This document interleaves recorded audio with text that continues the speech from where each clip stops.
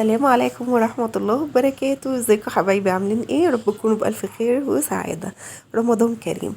النهاردة يا حلوين هنعمل الحلو بقى بكل التكات والحركات. عايزة اقول لكم هتاكلي كنافة، احلى كنافة هتعمليها، ولو اول مرة هتعمليها هيحلفوا بيها. تعالي نشوف مع بعض الطريقة والمقادير وطريقة التحضير. طب قبل ما ندخل على الفيديو على طول نصلي على الرسول. هنا بقى هوريكم بس شوية حاجات كده بسيطة، نقرب كده من الكنافة ونشوف حلاوتها وطعمتها عشان تقدري تكملي معايا الفيديو وانت مطمنة. بصوا كده، انا هنا زينتها بقى وعملتها بالفستق الكداب اللي احنا عملناه مع بعض. وهنا كنت عايزة اوريكم بقى، بصوا لون الفستق عامل ازاي اللي هو السوداني. بصوا لونه حلو جدا في الحلويات، وطبعا التزيين بيبقى حلو قوي زي ما قلت لكم. الحمد لله كل حاجة بقولها بيكون فيها فعلا مصداقية، معرفش اقول حاجة واكدب عليكم فيها. تعالوا بقى من الجنب كده نشوف القشطة الجميلة القمر دي. بصوا شايفين؟ حبيت اصورها لكم كده عشان تشوفوا كل تكة فيها، كل التفاصيل وكل حاجة هتكون في الفيديو. ايه رأيكم؟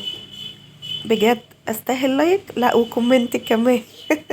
طب يلا نروح على المقادير وطريقة التحضير. هنا معايا ربع كيلو بس من اللبن. هعمل ايه؟ دي القشطة الكدابة اللي احنا بنعملها. هنعمل ايه؟ هضيف عليها معلقتين من النشا ومعلقتين من السكر،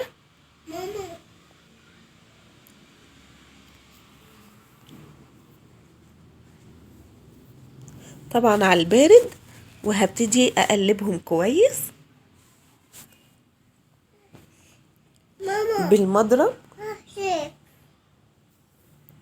بالمضرب، كده اليدوي عشان كله يتناسق مع بعضه وما يبقاش فيه اي تكتلات.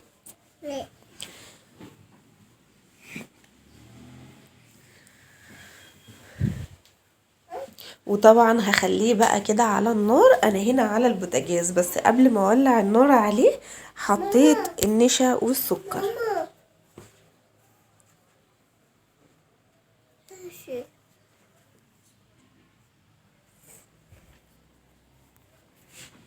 وطبعا هستمر في التقليب عشان ما يعملش اي تكتلات.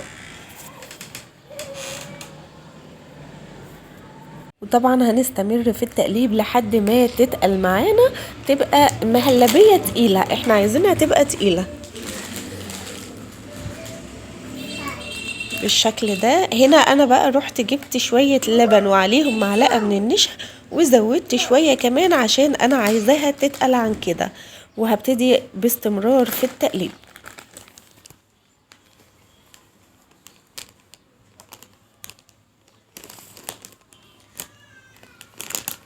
بصوا بقى هنا بدأت تتقل اهو. هسيبها بقى تبرد كده خلاص. القوام اللي انا عايزاه تمام. هسيبها بقى على جنب كده تبرد. احنا عملناها في الاول عشان تكون بارده. وهنا معايا بوله ومعايا كنافه، مطلعه الكنافه من الفريزر وهبتدي بقى اكسرها لحد ما تبقى بالشكل ده. ومعايا كوبايه كده او نص كوبايه من السمنه، وهفضل بقى اقلب. انا هنا واخده نص الكنافه، انا عامله نص كيلو. الصينيه دي هتاخد معاكي نص كيلو بالظبط. انا بقى خدت نص كنافه كده وعملتها بالسمنه. طبعا الصينيه مدهونه هنا سمنه من تحت عشان الوش بتاعها يطلع احمر وحلو معاكي. وهنا بضغط عليها عشان تطلع الكنافه كلها متساويه وتبقى جزء واحد كده وشكلها حلو. وهتشوفوا طبعا زي ما شفنا في اول الفيديو، هنشوف دلوقتي شكل الكنافة هيبقى عامل ازاي. وبجد حاجة جميلة جدا جدا، ولو انت من عشاق الكنافة حاولي اعمليها وهتطلع معاكي ناجحة بطريقة ممتازة. عايزة تضيفي مع الكنافة شوية من السكر المطحون البودر، هيبقى حلو قوي برضه. وهنا كنت خلاص خلصت الجزء اللي في المقعد من تحت، وهجيب بقى النص التاني بتاع الكنافة الباقي بتاعها وهبتدي اعمله بالسمنة برضو. وهنا ضفت بقى شوية سمنة كده على الكنافة اللي حطيتها في الصينية عشان تبقى طرية وحلوة من جوه. وقلبت كده وخليتها برضو كلها شربت سمنة. احطها على جنب وهجيب بقى القشطة الكدابة اللي احنا عملناها وهبتدي انزل كده. عايزة اقول لكم انا ضفت على القشطة دي، ضفت عليها حاجة بسيطة كده من الشوكولاتة الخام البيضة، وقلبتها ودابت طبعا فيها. بصوا عايزة اقول لكم مدية طعم حلو قوي. بصوا هنا كنت بوريكم القوام بتاعها عامل ازاي. انا عايزة القوام ده، وهبتدي بقى اضيف القشطه كده، بس مش هتبقى من الاطراف، لاني لو عملتيها من الاطراف هتتحرق معاكي وهتبقى مش حلوه من الاطراف. فكده ضفت بقى كده اهو، ما حبيتش ان انا اوصلها لبره، بقيت احاول ان انا اعملها في الجزء الوسطاني بالشكل ده. هجيب بقى نص الكنافه التاني اللي عملناه بالسمنه وسبناه على جنب، هجيبها واحطها بقى. هبدأ من الاطراف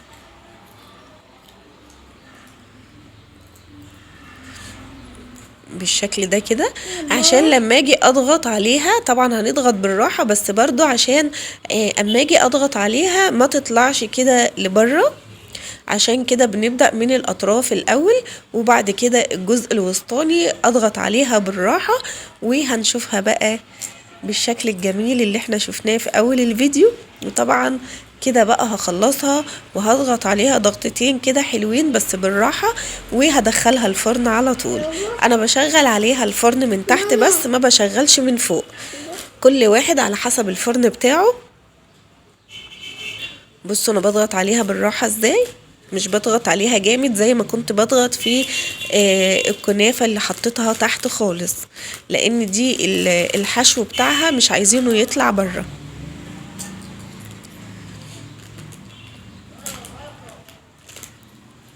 بالشكل ده كده. طبعا انا عايزه اعرفكم رغم ان انا تعبانه وبرضو قلت لا يعني لازم اعمل حاجه حلوه، عشان احنا اول يوم رمضان وكده، كفايه ان انا عملت بصراحه اكل كده بسرعه، فقلت لا لازم الحلو طبعا، غير ان ابو فريده بيحبها من ايديا، فانتوا عارفين يعني لازم اعملها. كده بعد ما طلعتها من الفرن جبت صينيه وهبتدي اقلبها. طبعا صينيه يكون شكلها حلو كده عشان الكنافه تستاهل ان هي احلى صينيه عندك تحطيها فيها. وهنقلبها بالشكل ده. طبعا هي لسه سخنه وما تقلقيش مش هتتبهدل منك ولا حاجة، هي بس يعني انا جبتها سنة كده بايديا عشان هي ما كانتش مظبوطة اهو زي ما احنا شايفين بس كده. وهنبتدي بقى الشربات بتاعنا، هننزل بيه. الشربات يكون تقيل، انا عاملة كوباية ونص سكر على كوبايتين مية، ده الشربات بتاعها. وطبعا اول ما الشربات خلاص يتعقد معاكي بننزل بيه فانيليا عشان يبقى ريحته حلوة كده، وتيجي تاكليها تلاقي طعمها وريحتها حلوة بالشكل ده. وهبتدي بقى اعمل الشربات كده، ومن الاطراف تهتم بيها عشان ما تبقاش ناشفه. وهبتدي بقى اظبط الشربات ونزينها بقى بالفستق الكداب. وهنا بقى معانا الكنافه اللي محشيه كدب ومتزينه كدب. معانا ايه؟ طبعا مزينينها بالفستق الكداب ومحشيه بالقشطه الكدابه، كل حاجه كدب في كدب يعني. وهنبتدي بقى نزين بالشكل ده. عايزه اقول لكم انا بحب قوي تزيين الفستق ده، بيبقى مخلي شكل الحاجه حلو وطعمه برضو تحفه بصراحه، يعني طعم السوداني بيبقى حلو قوي كده. اكون خلصت بقى الكنافه ويكون الفيديو خلاص خلص. بس قبل ما ننهي الفيديو نشوف بقى مع بعض كده الكنافة لونها وجمالها عامل ازاي، وهنقطعها مع بعض ونشوف بقى القشطة من جوه. وبجد طعمها حلو قوي. انا عايزة اقول لكم احنا خلصنا اكتر من نصها بألف هنا وشفا يا رب. طبعا ابو فريدة بيحب الحلويات وعلى طول يقول لي اعملي، فلازم اعمل طبعا. ايه رأيكم بقى كده، خصوصا ان هو اوقات ما بيتسحرش. الف هنا وشفا، ويا رب يكون الفيديو عجبكم. ما تنسوش تدعموني باللايك. رمضان كريم، استودعكم الله. السلام عليكم ورحمة الله وبركاته. دمتم في امان الله. دعواتكم بقى بالشفا. رمضان كريم.